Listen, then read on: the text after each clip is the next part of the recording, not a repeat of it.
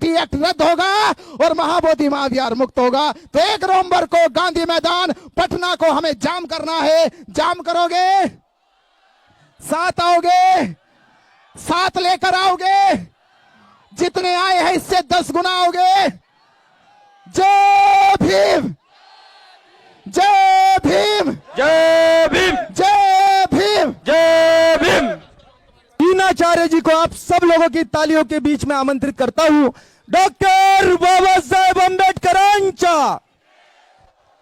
मुक्त करो भाई, मुक्त करो।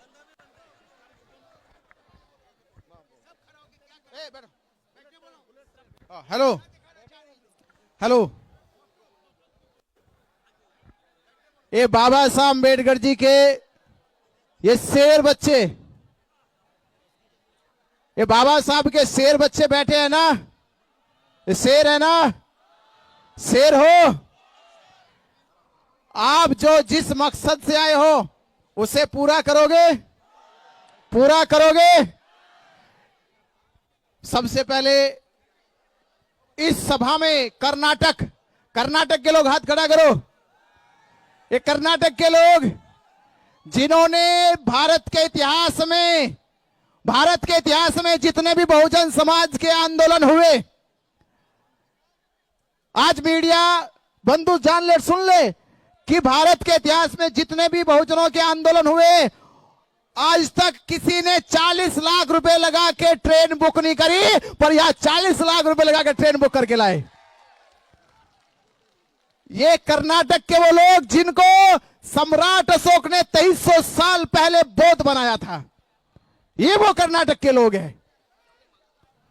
दूसरे महाराष्ट्र, महाराष्ट्र के लोग, महाराष्ट्र के लोग, महाराष्ट्र, महाराष्ट्र का है वो दीक्षा भूमि जहां बाबा साहब अम्बेडकर जी ने 14 अक्टूबर 1956 में कहा था कि मैं ये 22 प्रतिज्ञा लेता हूं। 22 प्रतिज्ञा याद है ना? कौन सी 22 प्रतिज्ञा? कि हम किसी राम रहीम को, हम किसी ब्राह्मण पुरोहित को, हम किसी कृष्ण राधा को, हम बौद्ध हैं, बौद्ध थे और बौद्ध रहेंगे। तो महाराष्ट्र के लोगों का, मध्य प्रदेश के लोग, उत्तराखंड के लोग, उत्तर प्रदेश के लोग, छत्तीसगढ़ के लोग आज इस आंदोलन में देश भर के हर एक राज्य से आए। आप सबका बहुत बहुत आभार, धन्यवाद, आपका बहुत बहुत शुक्रिया। और हमारे बीच में सैकड़ों की संख्या में भिक्खु संघ है, पूरे भिक्खु संघ बैठे हैं जो अपना पूरा जीवन समर्पित कर दिया, जिन्होंने भगवान बुद्ध के संदेश को भारत से लेकर पूरे विश्व फैला दिया। आज ऐसे वंदनीय भिक्खु संघ आपकी उपस्थिति में है, हम उनको नमन करते, वंदन करते हैं। और मैं कहता हूं ये इतिहास और ये परंपरा और ये संस्कृति की एक लाइन कि लूटी संस्कृति हमारी दासहीन बनाया था। मेरे साथ बोलो कि लूटी संस्कृति हमारी दासहीन बनाया था। बहू बेटी और बच्चों को घर के बाहर जलाया था। आंखों से टपके आंसू, कोई फरियाद सुन ना पाया था। होता रहा शोषण हमारा, कोई अल्लाह ईश्वर देवी देवता भगवान न आया था। और लिया जन्म भीम ने जगत में पढ़ लिख कर अनूठा ज्ञान पाया था। और तोड़ मनवादी जंजीरों को हम बहुजन शोषित पीड़ितों को आजाद कराया था। ये बाबा साहब अम्बेडकर जी के बच्चे हैं। इस आजाद भारत के बाबा साहब अम्बेडकर जी के सपूत है। वही बाबा साहब अम्बेडकर जिन्होंने 13 अक्टूबर 1935 में येवला की सभा में कहा, मैं हिंदू धर्म में पैदा हुआ। क्या कहा? मैं हिंदू धर्म में पैदा हुआ, ये मेरे बस की बात नहीं थी, पर मैं इसमें रह के मरूंगा नहीं, ये मेरे बस की बात है। तो कितने लोग हैं कह सकते हैं बात? कितने कहोगे?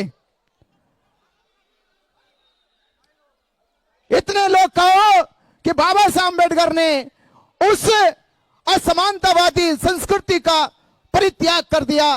और जब वो संस्कृति के पंडित पुरोहितों को जब जलन हुई तो उन्होंने महाबोधि महाविहार पे 6 जुलाई 1949 में एक कानूनी दस्तावेज बनाया। वो दस्तावेज ना तो सरकार के सामने पेश किया गया, ना वो दस्तावेज संविधान सभा में पेश किया गया, ना वो दस्तावेज समाज के सामने पेश किया गया। आपको मालूम होगा जब ये बीटी एक्ट 1949 बनाया जा रहा था, उस समय परम पूज्य बाबा साहब डॉक्टर अंबेडकर जी संविधान सभा में संविधान लिखने का काम कर रहे थे। पर उस समय देश के प्रधानमंत्री, देश के राष्ट्रपति वो 2 ब्राह्मण और 4 पंडों के बातों में बेवकूफ बन गए। 4 पंडों ने उनको बेवकूफ बनाया। देश के प्रधानमंत्री पंडित जवाहरलाल नेहरू को, देश के राष्ट्रपति डॉक्टर राजेंद्र प्रसाद को, और उनके द्वारा एक बिल पास किया गया, बीटी एक्ट नाम का बिल। वो बिल जब पास हुआ तो हम पूछना चाहते हैं कि क्या उस बिल को उन्होंने बाबा साहब डॉक्टर अंबेडकर जी के सामने रखा? नहीं रखा। 1949 से लेकर आज तक भी उस बिल को पार्लियामेंट में नहीं रखा, बिहार गवर्नमेंट, बिहार विधानसभा में नहीं रखा। आज तक भी 77 साल हो गए। इन 77 सालों में एक भी बार बिहार सरकार और केंद्र सरकार ने बीटी एक्ट को समाज के सामने ना तो पार्लियामेंट में रखा, ना बिहार की विधानसभा में रखा। ये चोरी चोरी बौद्धों की अस्मिता और आस्था के साथ खिलवाड़ 76 सालों से हो रहा है। पर क्या आप तक जो खिलवाड़ हुआ, जो नाइंसाफी हुई, क्या इसे ऐसे ही देखते रहोगे? ऐसे देखते रहोगे? अरे आपको पता होना चाहिए, ये देश जब प्रधानमंत्री बाहर जाते हैं तो क्या कहते हैं? वो क्या कहते हैं? वो कहते हैं कि मैं बुद्ध के भारत से आया हूं। बुद्ध का भारत, यानी वो जानते हैं कि पूरे विश्व में भारत को अगर कोई पहचान मिली है तो तथागत बुद्ध के कारण मिली है। ये भारत बुद्ध का है, पर यही भारत में बुद्ध के मानने वाले अनुयायियों के साथ उनके धर्मस्थल महाबोधि महाविहार में ये नाइंसाफी क्यों? ये भारत के बौद्ध पूछते हैं। संविधान लागू होने के बाद बौद्धों से क्यों पूछा गया कि जब भारत की किसी भी मस्जिद में गैर मुसलमान नहीं है, भारत की किसी भी मस्जिद में गैर मुसलमान मौलाना नहीं है, सिखों के गुरुद्वारे में गैर सिख कोई पाठी नहीं है, ईसाइयों के कोई चर्च में पादरी नहीं है, तो फिर बौद्धों के महाबोधि महाविहार में गैर बुद्धिस्ट ब्राह्मण क्यों है? ये पूछता है भारत का बौद्ध। ये पूछना चाहिए आपको, क्यों है? ये नाइंसाफी क्यों हुई? ये नाइंसाफी इसलिए हुई कि बाबा साहब अंबेडकर जी का सपना भारत बौद्ध में ना हो जाए, इसलिए नाइंसाफी भारत के बौद्धों के साथ की गई। पर हमें कसम है कि ये कसम है कि बाबा साहब डॉक्टर अंबेडकर जी ने 14 अक्टूबर 1956 में कसम खाई थी नागपुर के दीक्षा भूमि में। उस दिन हमें एहसास हुआ कि बाबा साहब अंबेडकर, आपने हमें धर्म की दीक्षा देकर हमारा मान बढ़ाया है, और ये आपके बच्चे महाबोधि महाविहार मुक्त करके आपका सम्मान बढ़ाएंगे।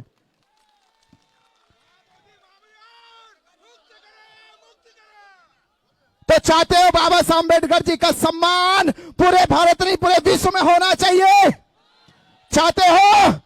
जो चाहते हो तो महाबोधि महाविहार मुक्त होना चाहिए। महाबोधि महाविहार वो जिसको केवल भारत के बौद्ध नहीं,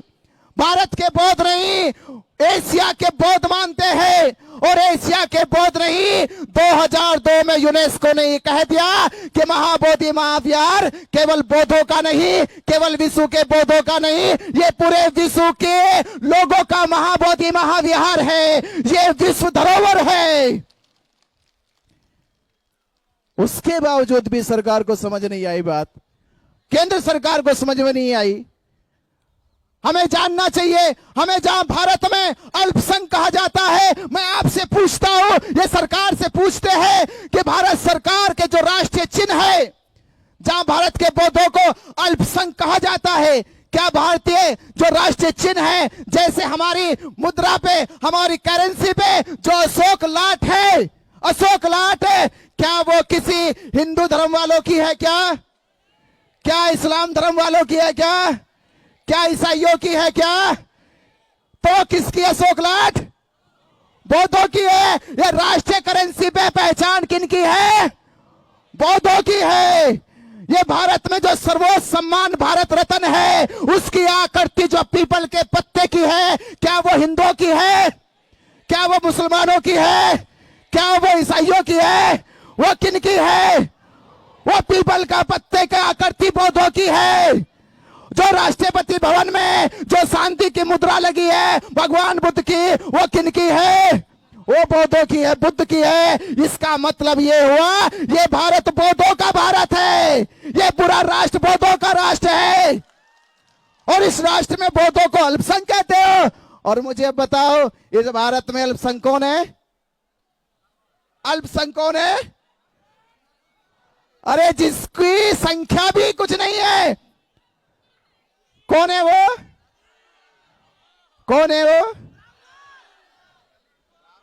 वही ब्राह्मण जिसने इस देश को खोखला करने की कोशिश करी है, जो इसमें अल्पसंख्यक है। आज तक देश के लोगों को बताया नहीं गया कि अल्पसंख्यक तो यह ब्राह्मण है। इस देश का बहुत अल्पसंख्यक नहीं, बहुसंख्यक है। भगवान बुद्ध ने कहा था, बहुजन हिताय बहुजन सुखाय, यानी आज से 2500 साल पहले ही कह दिया, ये धर्म बहुजनों का धर्म है, ये बहुजनों की सुखाई के लिए है, ये बहुजनों के कल्याण के लिए धर्म है। तो मेरे भारत के बौद्धों, भारत के उपासक उपासिकाएं, आपको एकजुट होकर आपने जो ताकत दिखाई है, ये ताकत एहसास कराती है सरकार को, ये एहसास कराती है उन मनोवादियों को जिन्होंने भारत के बौद्धों के साथ अन्याय किया है। यह अन्याय तब हुआ 1949 में, जब भारत में बौद्ध नहीं थे, उत्तर प्रदेश में बौद्ध नहीं थे, महाराष्ट्र में बौद्ध नहीं थे, कर्नाटक में बौद्ध नहीं थे। तब आपने उस समय सरकार को बेवकूफ बना दिया। पर यह आज का भारत है, जहां एक एक बच्चा बौद्ध का जगा हुआ है, जहां एक एक बच्चा भीम का जगा हुआ है, जो जानता है कि बौद्धों की विरासत क्या है, वो अब लड़े और अपने हक अधिकार लेके रहेगा। महाबोधि महाविहार, महाबोधि महाविहार मुक्त करके रहेगा। ये हमने संकल्प कर। Hello,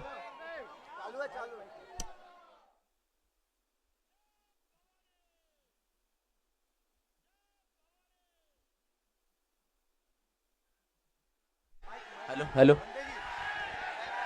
hello.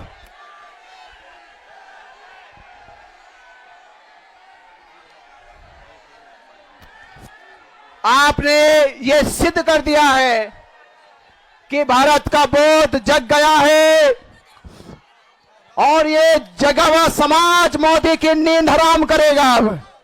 क्या करेगा? मोदी की नींद हराम होगी। और मोदी की जब नींद हराम होगी तो बिहार में बैठे नीतीश कुमार की भी, उसकी भी नींद हराम होगी। और जब नीतीश कुमार की नींद हराम होगी तो महाबोधि महाविहार में बैठे उन पंडों की भी नींद हराम होगी। अब मुझे अभी अभी जानकारी आई है कि केंद्र सरकार ने, जैसे उन्हें पता चला कल कि भारत की राजधानी दिल्ली में पूरा बौद्ध समाज आ चुका है, तो उन्होंने रात एक नोटिफिकेशन जारी किया कि 18 फरवरी को बोध गया में बैठकर हम बौद्धों के अधिकारों पे चिंतन करेंगे। बोध गया महाबोधि महाविहार पे चिंतन करेंगे। मैंने कहा कम से कम कुर्सी से उतरकर चिंतन करने के लिए बोध गया तो बैठने की बात कही। अब बोध गया बैठ गए हैं तो पंडों को भी वहां निकालने की बात जल्द से जल्द करें। तो ये आपकी ताकत, आपका विश्वास। और हमने, आपको मालूम है, 1 साल इस आंदोलन का हो गया, 365 दिन आज हो चुके हैं। और ये 365 दिन में क्या क्या पड़ाव आए हैं, लेके बोधगया के धरने आंदोलन से, जेल से, और जेल से लेके महाराष्ट्र की संपूर्ण धम्मध्वज यात्रा को सफल आप लोगों ने बनाया। कर्नाटक के लोगों ने सफल बनाया, छत्तीसगढ़ के लोगों ने सफल बनाया, मध्य प्रदेश के लोगों ने सफल बनाया, उत्तर प्रदेश के लोगों ने सफल बनाया। मैं आपसे फिर गुजारिश करता हूं, ये एक राज्य का आंदोलन नहीं है, ये पूरे भारत के बौद्धों का आंदोलन है। पूरे भारत के बौद्धों को एक साथ एकजुट होकर इसकी लड़ाई में शामिल होना होगा। क्योंकि आने वाली पीढ़ी आपसे जब पूछेगी, आपसे कहेगी कि जब महाबोधि महाविहार की लड़ाई लड़ी जा रही थी, आप कहां थे? हेलो तो आप कम से कम कह सके कि जब महाबोधि महाविहार की लड़ाई लड़ी जा रही थी तो हम बौद्ध भिक्षुओं के सानिध्य में उनके साथ दिल्ली के जंतर मंतर में उस आंदोलन के साथ खड़े थे। तो वो बच्चे, वो पीढ़ियां ये कहते हुए फक्र करेगी कि मेरा जन्म उस परिवार, उस खानदान में हुआ है जिन्होंने महाबोधि महाविहार क्या किया है। वो बच्चे फक्र करे, वो अपने आप पे गर्व करे कि मेरा जन्म भी उस परिवार में हुआ है, उस खानदान में हुआ है जिन्होंने महाबोधि महाविहार मुक्त किया है। तो आप जानिए सम्राट अशोक का 2300 वर्ष पुराना इतिहास जिंदा हो जाएगा और ये भारत फिर से बौद्ध में हो जाएगा। तो आप सभी ने जो साथ दिया, सहयोग दिया, मैं उनका तहे दिल से आभार धन्यवाद देता हूं। और पूजनीय भिक्खु संघ हमारे बीच में बैठा है और ये निवेदन मैं आपसे करूंगा, मैं आपसे एक निवेदन करूंगा। आज हम यहाँ एकजुट हुए हैं भिक्खु संघ की तरफ से और कुछ सम्मानित साथी ये कहा है कि हमने दिल्ली को दिखा दिया बौद्धों की ताकत क्या है। क्या किया? हमने दिल्ली को दिखा दिया बौद्धों की ताकत क्या है। अब मैं आपसे पूछना चाहता हूं, ये ताकत नीतीश कुमार को दिखानी है।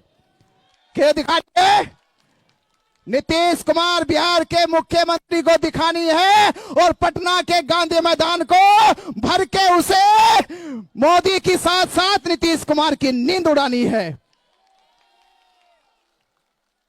कब उड़ाओगे? कितने दिन लोगे और बताओ? 1 महीना, 2 महीना, 3 महीना? मैं आवाज दे रहा हूं पूजनीय भिक्खु संघ को नमन वंदन करते हुए कि 1 नवंबर को, कौन सी तारीख को? 1 नवंबर को पटना का गांधी मैदान बंद होना चाहिए। बिहार सरकार की नींद उड़नी चाहिए। पूरा बिहार जाम होना चाहिए, पूरी पटना जाम होनी चाहिए और पटना की वो गूंज पंडों को कानों में सुनाई देनी चाहिए। और उनके कानों में जब आपकी गूंज सुनाई देगी, जब वो बौखलाएंगे, जब वो कपाएंगे, तो मैं कह रहा हूं आपकी ताकत की वो गूंज से ही वो पंडे महाबोधि महाविहार छोड़ के भाग जाएंगे। और जब तक महाबोधि महाविहार मुक्त नहीं होगा, हम उस पटना की गांधी मैदान से फिर हटेंगे नहीं। फिर बीटी एक्ट रद्द होगा और महाबोधि महाविहार मुक्त होगा। तो 1 नवंबर को गांधी मैदान पटना को हमें जाम करना है। जाम करोगे? साथ आओगे? साथ लेकर आओगे? जितने आए हैं इससे 10 गुना आओगे? जय भीम, जय भीम, जय भीम, जय भीम, जय भीम। बहुजन समाज की हर खबर पाने के लिए चैनल को सब्सक्राइब करें, लाइक करें, शेयर करें। नेशनल चौपाल को बचाने के लिए ज्वाइन बटन क्लिक करके चैनल की सदस्यता लें और चैनल को आर्थिक मदद करें।